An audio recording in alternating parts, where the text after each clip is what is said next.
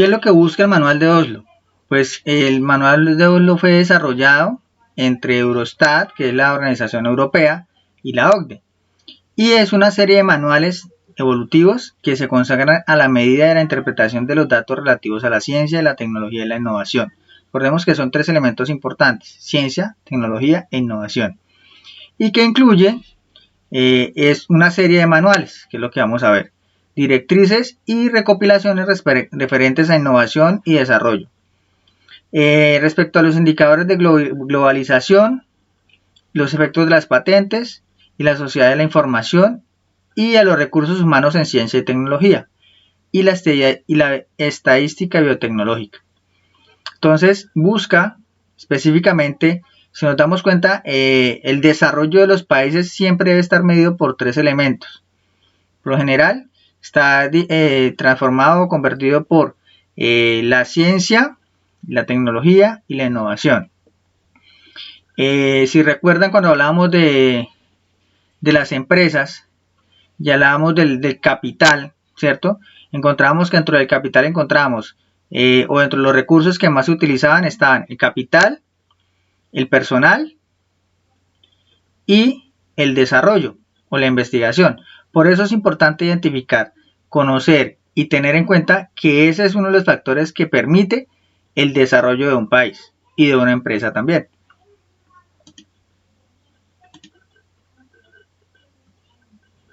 Bueno, respecto a las 6 metodologías, es importante identificar que la innovación busca específicamente ¿qué? Crear, construir, elaborar, y a partir de ese concepto básico es transformar una idea y volverla realidad.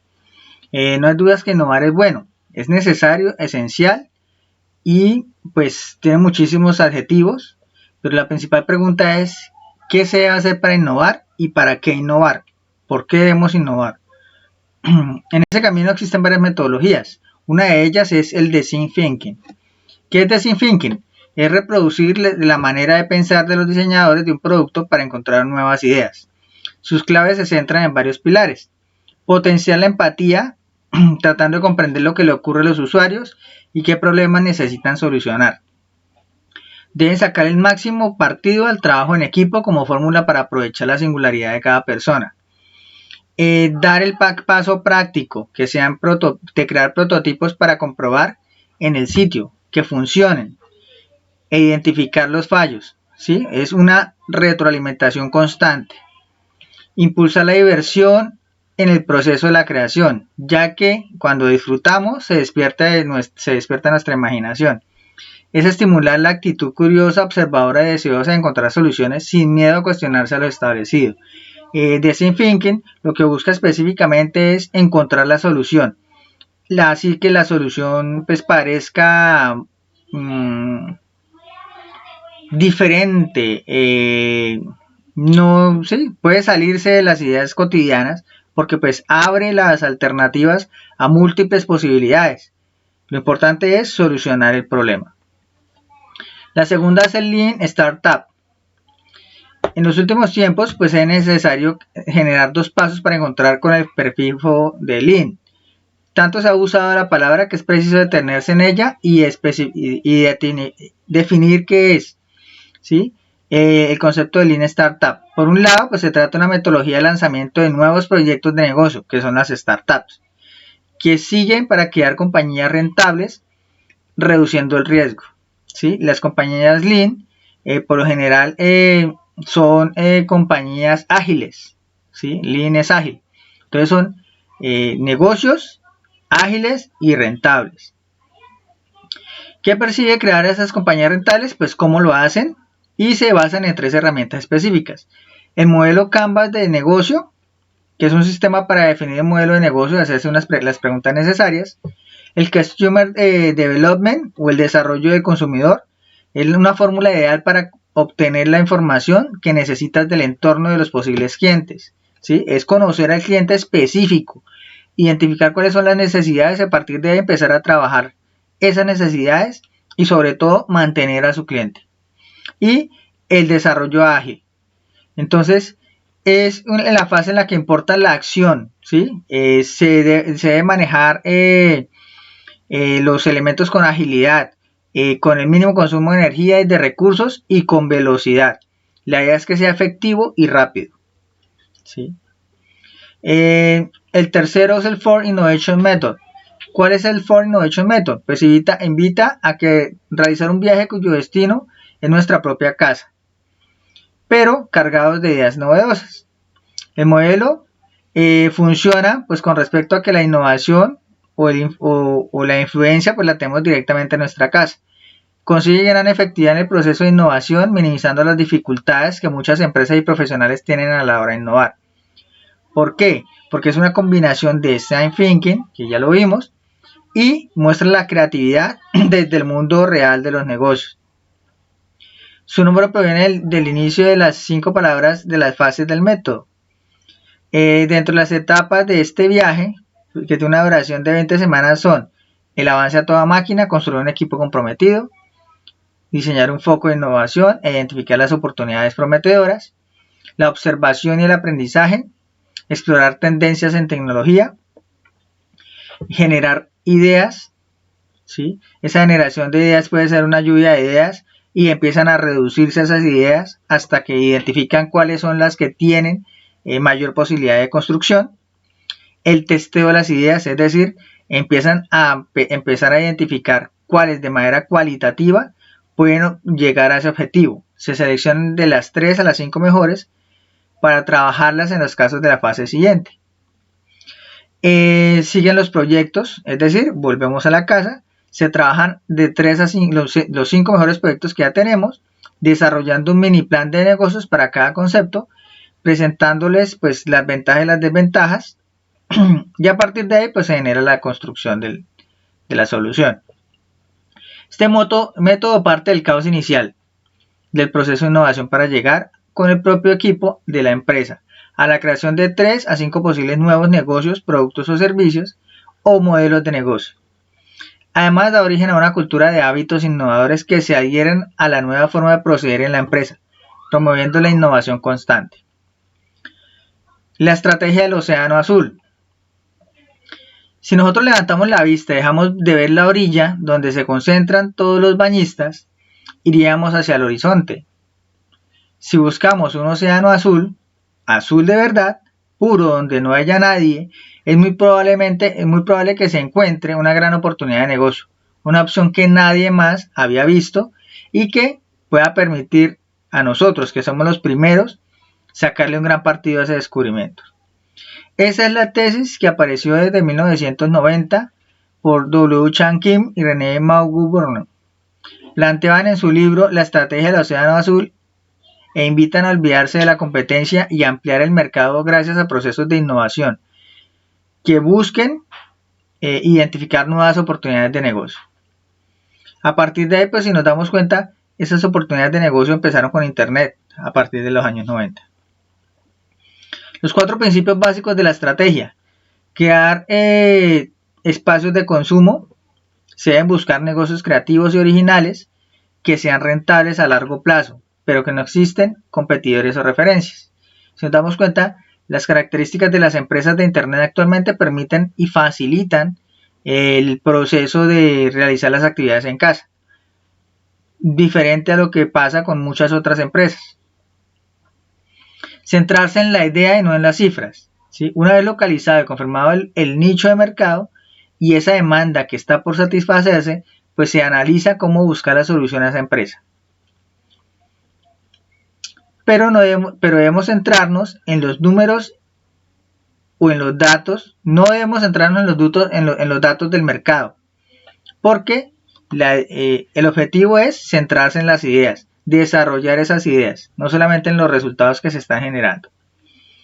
Ir más allá de la demanda existente. ¿Por qué? Porque pues promueve una visión mucho más amplia, ¿sí? Cuando identificamos una idea que puede ser mucho más desarrollada, pues vamos a identificar también que podemos establecer nuevos métodos para poder divulgarla y ampliar su mercado. Se deben enfocar en la estrategia hacia el conocimiento de los nuevos clientes y hacia los factores comunes, los que los huyen y los que los diferencian. ¿Dónde podemos encontrar esa diferenciación? ¿Se acuerdan cuando nosotros empezamos a hablar de las diferentes generaciones? Ahí estamos identificando una demanda existente, ¿sí? Porque es diferente venderle a una persona de 40 a 50 años, de 50 a 60 años, a vender a una persona entre 40 y 50 años. Y si nos damos cuenta, las tendencias de mercado son mucho más diferentes ahora entre los 20 y los 30, ¿sí? Si nos damos cuenta ahorita el ejemplo de TikTok, los chicos y las personas entre los 16 y los 35 años están utilizando esa plataforma, mientras que las otras personas solamente se quedaron con Facebook, ¿sí? Entonces vean que esas son las ventajas de estas nuevas alternativas de pensamiento. Asegurar la viabilidad de la propuesta del modelo.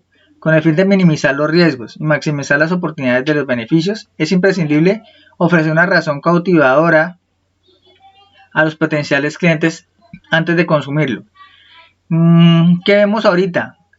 Nosotros ya no estamos solamente recibiendo un producto, recibimos una historia, quién lo creó, cómo lo creó, cuál fue su iniciativa o cuál fue su alternativa para montar el negocio. Pero sobre todo, más que eso, estamos comprando ahora es familiarizarnos con alguien o con algo, ¿sí? A pesar de que sea un producto, ¿sí? Casos de ellos encontramos muchísimos, ¿sí? Hace algún tiempo nosotros comprábamos, cuando se compraba el yogur Alpina, uno compraba era solamente el vaso de yogur. Ahora detrás de él o incluso de Colanta, ahora vemos la historia de todos los lecheros que están detrás de esas familias, ¿sí? Y cómo producen la leche, y a partir de ahí nos casamos con una de esas empresas. El otro modelo, el quinto modelo, es la innovación disruptiva. De pronto llega y rompe todo lo establecido. Si nos damos cuenta, ese es el método que estamos tratando de identificar, una disrupción en el aula, un tipo de aprendizaje totalmente diferente al que se presentan en todas las situaciones.